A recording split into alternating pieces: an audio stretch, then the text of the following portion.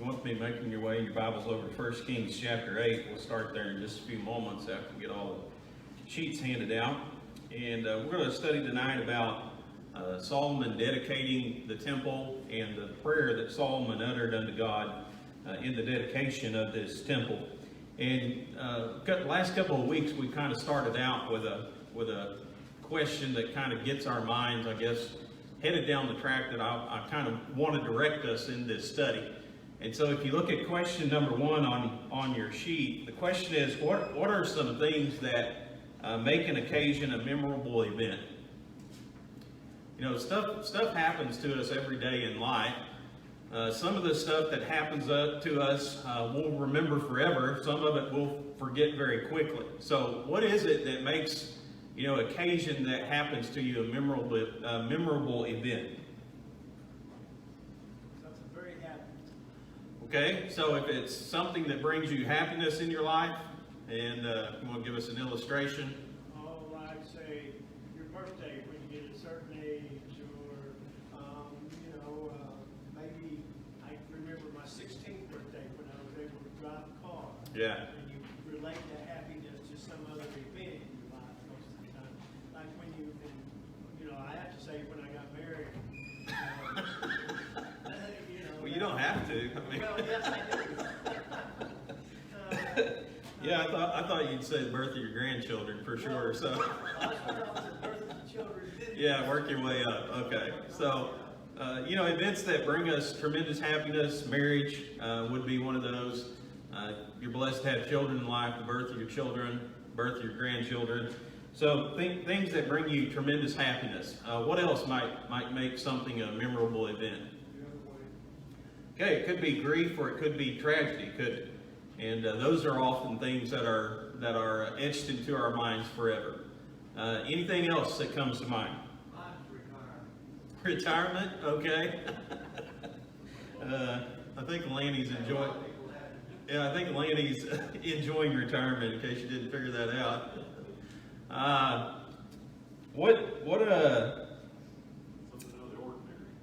Okay, yeah, not an everyday occurrence. There's a lot of different things that can make something a memorable event in our lives. And when you study the dedication of the temple, this is, when you came to being an Israelite, this was probably one of the most memorable events that happened to them in life.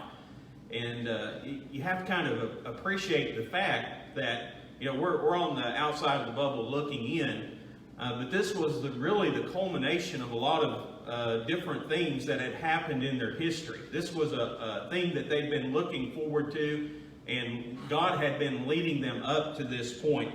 And so when you read about all the activities that is involved in it and all the celebration, that kind of brings to light this idea that it was a very special, very important event that happened within the lives of the Israelites. So let's go over to 1 Kings Chapter 8.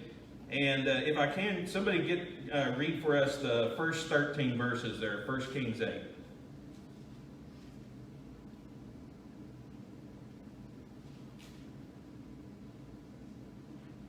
Now Solomon assembled the elders of Israel and all the heads of the tribes, the chief fathers of the children of Israel, to King Solomon in Jerusalem, that they might bring up the ark of the covenant of the Lord from the city of David, which is Zion. Therefore all the men of Israel assembled with King Solomon at the feast in the month of Ethanim, which is the 7th month. So all the elders of Israel came, and the priests took up the ark. Then they brought up the ark of the Lord, the tabernacle of meeting, and all the holy furnishings that were in the tabernacle. The priests and the Levites brought them up. Also King Solomon and all the congregation of Israel who assembled with him were with him before the ark, sacrificing sheep and oxen that could not be counted nor numbered for multitude. Then the priest brought in the ark of the covenant of the Lord to its place, and into the inner sanctuary of the temple, to the most holy place, under the wings of the cherubim. For the cherubim spread their 2 wings over the place of the ark, and the cherubim overshadowed the ark and its poles. The poles extended so that the ends of the poles could be seen from the holy place in front of the inner sanctuary, that they could not be seen from outside. And they are there to this day. Nothing was in the ark except the 2 tablets of stone which Moses put there at Horeb, where the Lord made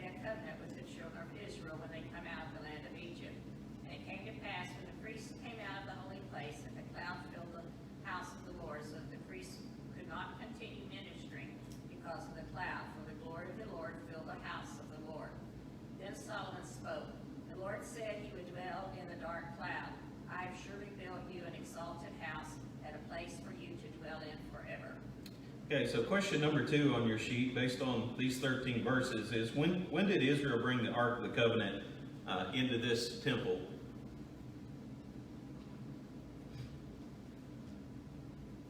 That's back in verses 1 and 2.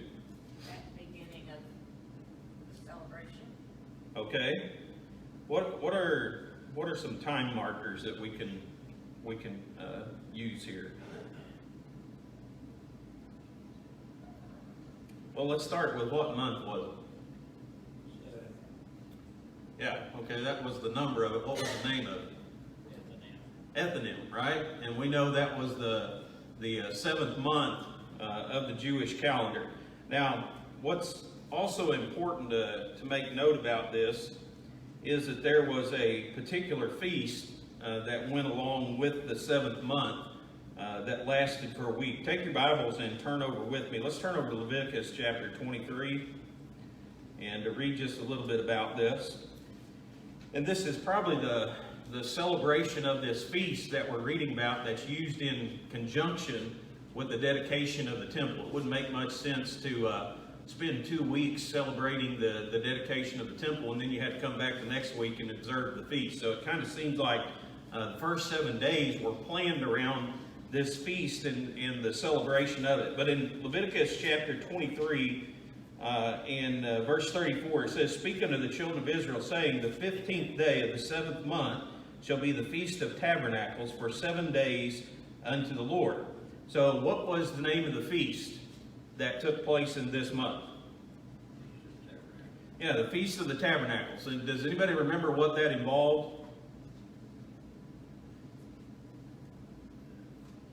Living in tents, loose, I don't know. Yeah. I mean, that's, Moving around. Yeah, it involved basically for 7 days the children of Israel lived in a tent. And it was is also the celebration of the ingathering of the harvest. And so for 7 days they would come to Jerusalem, they would live in tents, and they would offer these sacrifices to God, and they would share their food with everybody, with their friends and their neighbors and the poor people and the strangers and the Levites. So it was kind of a celebration of all these things that God had given to them. But what was it to commemorate? Okay, that's what it celebrated, but does anybody remember the history behind it? the Feast of the Tabernacles. Yeah.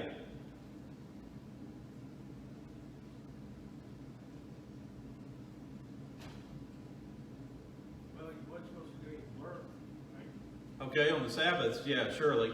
There were some Sabbaths that were involved in it. Where had Israel lived for 40 years?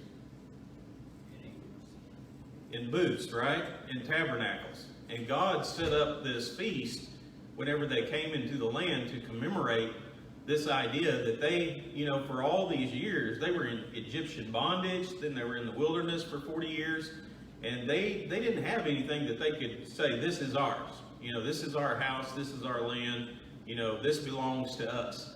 And so God set this idea up about living in these tabernacles for 7 days to commemorate that, but at the same time it was also a time of celebration. It wasn't just commemoration, but celebrating the fact that God had blessed them with all these different harvests and all these different fruits.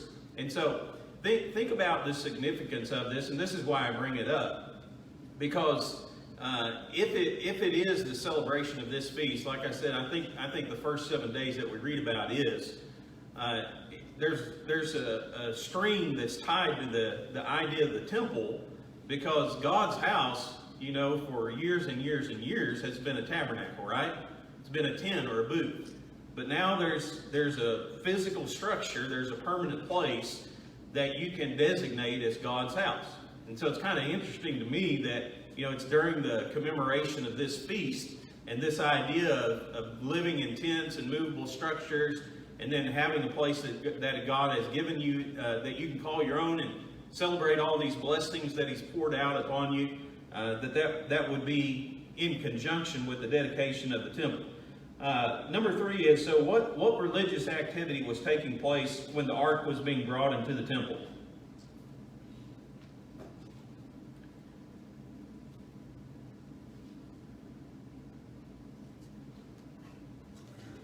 Sacrificing animals. Yeah, basically we could say they were worshiping God, weren't they? They were sacrificing sheep, they were sacrificing oxen, and what does the Bible tell us about the number of these sacrifices? Great multitudes that couldn't be counted. Yeah, there were so many that they couldn't be counted. Now, you have to kind of understand a little bit about what that statement means, because it's more of a figure of speech than of literal, because a little later on we read about the number of animals that Solomon sacrificed. I think if you look in verse 63 of 1 Kings chapter 8, it says, Solomon offered a sacrifice of peace offerings, which he offered unto the Lord, 22,000 oxen and 120,000 sheep.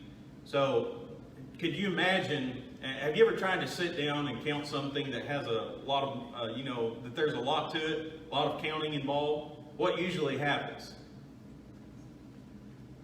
Well, you get to 150 and you say, wait, was that 149 or is this 150? I can't remember.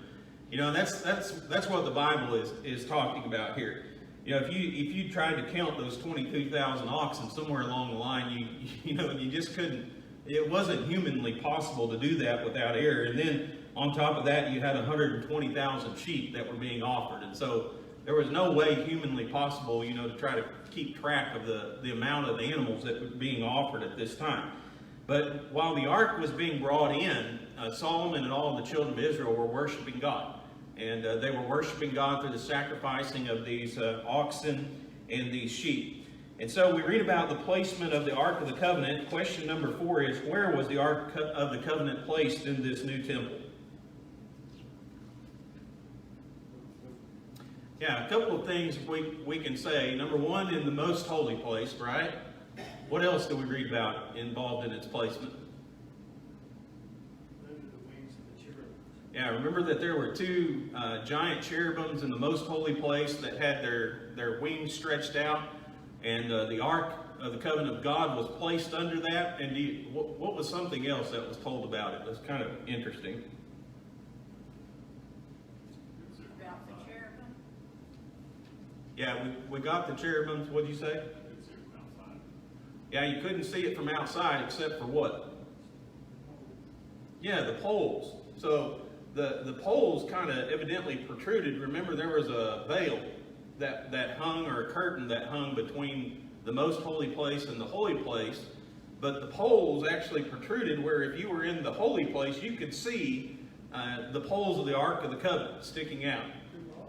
I don't know. That's yeah. I just figure that's the way God wanted it to be. I don't think when you read about all the preparation that went into the construction of this temple, to think that they got the poles too long while they got all these other stones precisely cut would probably be a stretch of the imagination. And so I just imagine that's the way that God told them to set it up. But it is interesting when you think about those poles sticking out, because what's human nature or human tendency?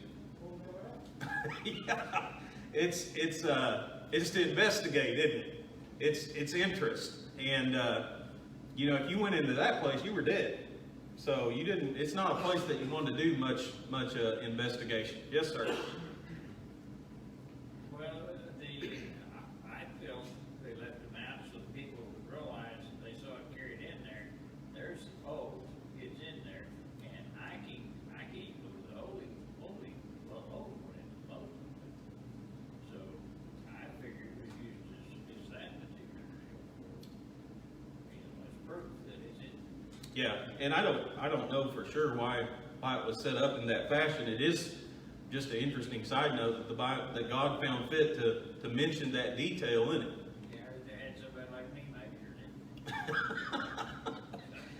in. They wouldn't want to hire you, huh? But it gives a little bit of a description about the placement of the Ark of the Covenant, and again the poles protruding into the holy place. It also makes a statement about what was in the Ark of the Covenant. So what did the Ark of the Covenant contain? The tablets. Yeah, the 2 stone tablets, right? And what was on those 2 stone tablets? Yeah, the 10 Commandments. It's called also the words of the covenant. You know, that was the agreement that God had with Israel. If they did these things, then God would bless them. If they didn't, then God would curse them. It's also interesting just to observe what was missing from the Ark of the Covenant. Yeah. So you had the pot of manna, and remember the rod of Aaron that budded, which showed that he was supposed to be the high priest, he and his descendants. Both of those things were God had told the children of Israel to lay up, and at one time they had been in the ark. In fact, it's mentioned in the New Testament in Hebrews chapter 9, and beginning in verse 3, it says, "And after the second veil, the tabernacle, which is called the holiest of all, which had the golden censer and the ark of the covenant overlaid round about with gold, wherein was the golden pot that had manna and Aaron's rod that budded, and the tables of the covenant." So evidently at one time, this pot of manna was in there to commemorate the event of God feeding his children in the wilderness for 40 years. Aaron's rod that had budded was also there, that showed that Aaron and his descendants were supposed to be the high priest. Now, just kind of speculation there, but can you think of any events that might have happened where those might have been removed? When Phil things up the ark, that would have been a good one, but so nobody can touch the ark. But the high priest, how they get that stuff out of there if they get it out? Yeah, well, that's a good question, isn't it? Yeah. I can remember another event where a group of Israelites opened the ark too, whenever it was brought back, and a lot of them died. So, you know, there's a couple of occasions, at least, that you read about in the Bible where the possibility exists that these could have been removed during that time. But whenever the temple was built, the only thing that was left in there was the 2 tables of stone, the covenant that God had made with Israel. Since they couldn't open it, how did they know that? Do what? Since they couldn't open it, how did they know that? Well, divine inspiration. Okay, so question number 6 here. How did God show his acceptance of the temple as Israel's place to meet him? What happened that showed God approved of what was going on here? The Spirit of God came in a cloud and filled the premises. Okay, so this cloud descends on the temple, right? All these people are worshiping God. Remember, there's sacrificing that's going on, these sheep and these oxen. And all of a sudden, this cloud descends upon the temple. And what do we learn about what happened because of this cloud? What was one of the effects of it? Yeah, and why would you think that would be? Yeah, they couldn't see. You know, when we think about a cloud, and we think about God in the Old Testament, you know, we read about him in this cloudy form a lot of different times, but I think we think, well, it's just kind of this mist. But this stuff was thick stuff, wasn't it? I mean, it was so thick that the priest couldn't even continue. You know, it wasn't like a fog like we think of today, but it was so thick that the priest couldn't even see to continue their service to God. And that brings up a couple of interesting ideas. Turn back to the book of Exodus with me, and let's read several passages here in the book of Exodus. But it's not uncommon, of course, during this time and even before, probably more common than at this time, for God to appear in the form of a cloud. What are some instances when you can think of that? Okay, Mount Sinai, right? What others come to mind? Yeah. Yeah, they had the cloudy pillar of day, and then you had the fiery pillar at night, right? And that's really, I think, where the Israelites start to develop this idea that this cloud represents the presence of God, right? This cloud was supposed to be God telling them, when to move and where to go, and when to stay put, and basically guiding their path through the wilderness. But when you look back in Exodus chapter 13 and read verse 21, it says, "The Lord went before them by day in a pillar of a cloud to lead the way, and by night in a pillar of fire to give them light to go by day and night.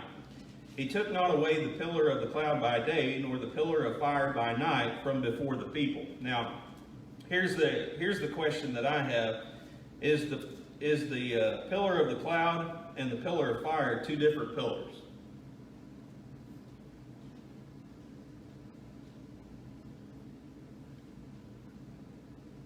What do you think? Maybe you just changed the color. Okay. What's Light it? at night, so. Yeah, part of the reason the fire by night was so they could see, right? It provided them a means to not only travel by daylight, but they could also travel by night. And when you go over into Exodus chapter 19, turn over again, there's a lot of times to read about this cloud, and of course it representing the presence of God. But in verse 9, the Lord said unto Moses, "Lo, I come to thee in a thick cloud, that the people may hear when I speak with thee, and believe thee forever." And Moses told the words of the people unto the Lord. So God told Moses, "I'm going to appear to you, and I'm going to speak to you out of this thick cloud, so that the people will believe." So you don't have to just go out here and say, "Well, God told me this and God told me that." They'll actually witness this event with their own eyes. But it's interesting that it's described as what kind of cloud? A thick. What does that mean?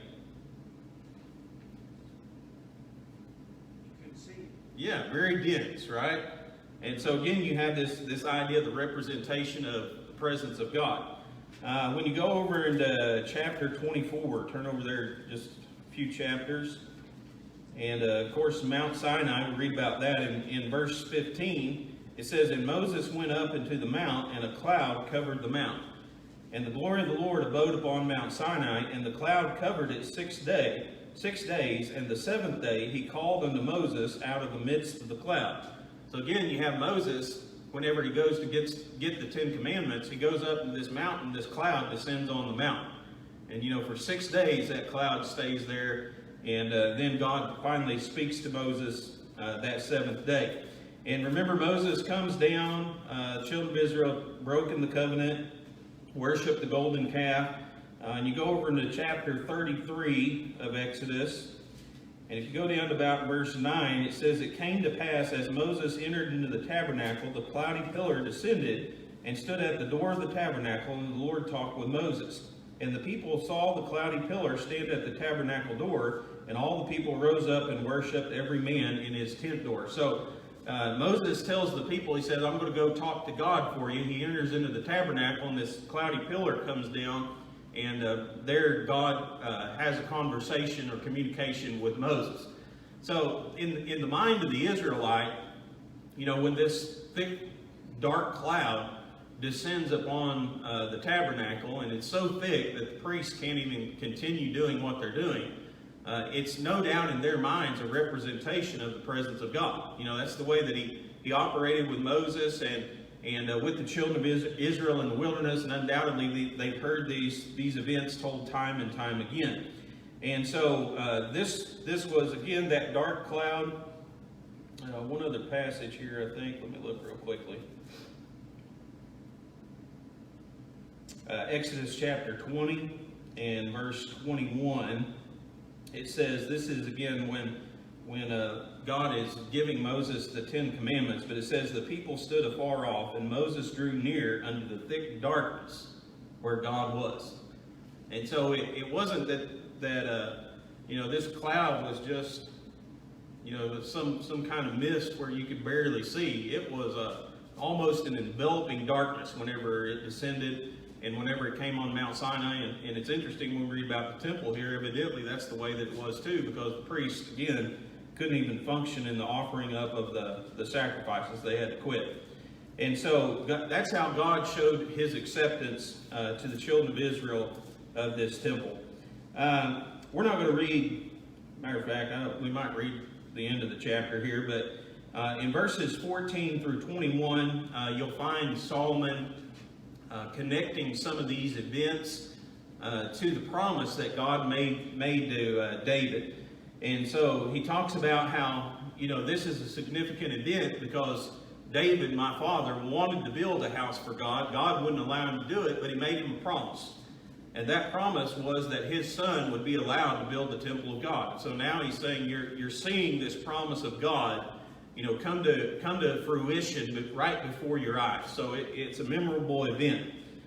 In verses 22 through 53, Solomon talks about a lot of different prayers and really some of the purpose, you might say, behind the temple itself and what it represented. And question number 8 asks the question, how did Solomon express his humility before God? And you can look at verses 27 and 28 there, and also go back to verse 22. I think you get a pretty good representation. What were some things he did that showed his humility?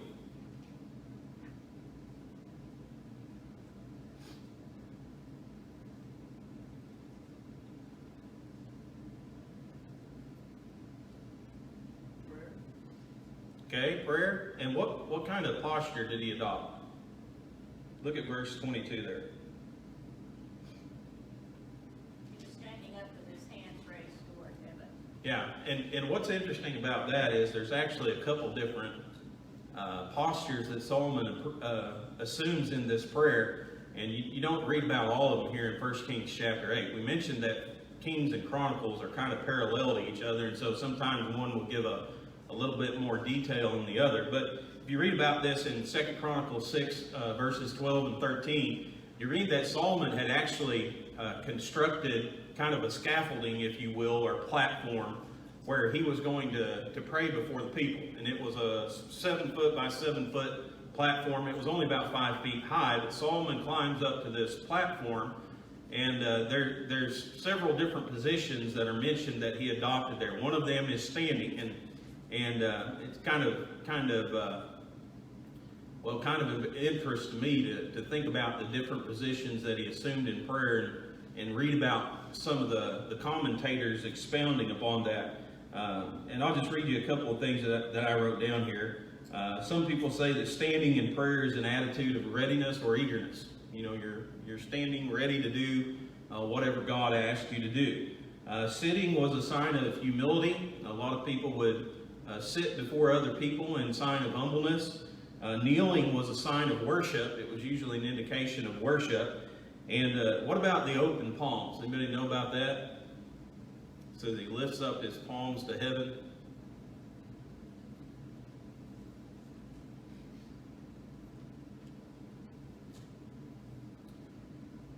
Back in the book of Exodus, after the plague of hail came upon the Egyptians, remember that Pharaoh asked Moses to intercede on his behalf. And in Exodus chapter 9 and verse 29, Moses says unto him, As soon as I am gone out of the city, I will spread abroad my hands unto the Lord, and the thunder shall cease, neither shall there be any more hail, that thou mayest know how that the earth is the Lord's.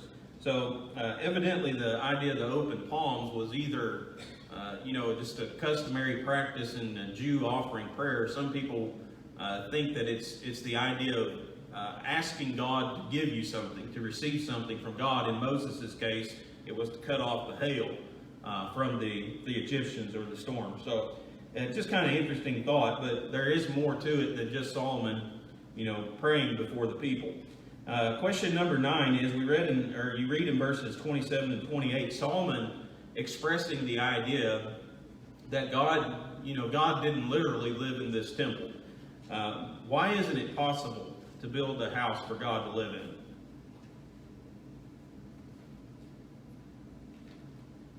Oh, he has heaven as his home. Okay. So we might say number 1 is sheer size, right? How do you fit a being who occupies the universe in a physical house? It's impossible, right? So where is God? Everywhere. Yeah, maybe we should ask, where is it God, right? He's in the past, he's in the present, he's in the future, he's in every every place, every world, spiritual, physical. His presence is everywhere. So how are you going to take somebody like that and stick them in a house here on this earth? Can't do it, can you? And Solomon understood that idea. But this was a place for God's name. What does that mean? Verse 29. This was a place for God's name.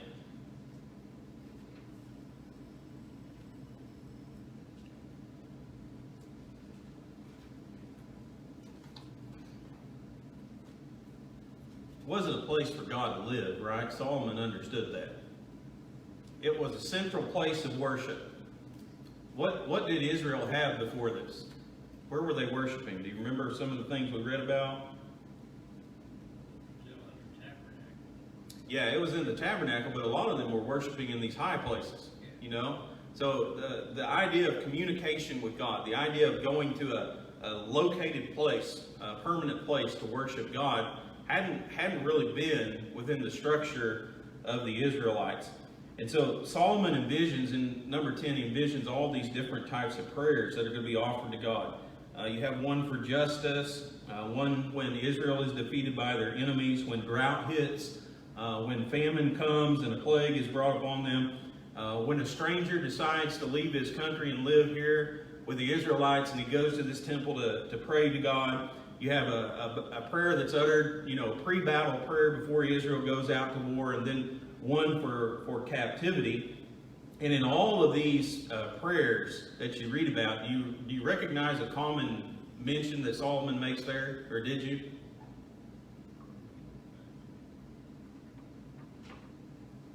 What did you say?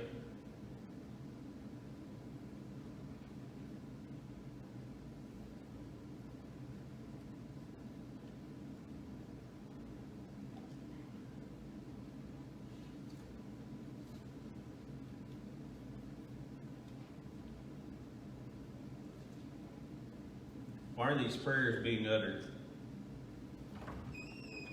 How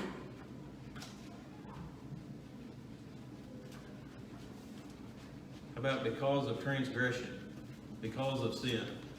When these things happen to us and we sin, Solomon's hope, his vision was that they would find forgiveness and mercy in communicating with God there at the temple. And so Solomon understands the importance of this, the idea of the name of God being there, the idea of being able to communicate with him and receive his mercy and his forgiveness. So you can look through the rest of the chapter and look at some of the answer to some of those other questions. Anybody have any comments or anything before we end?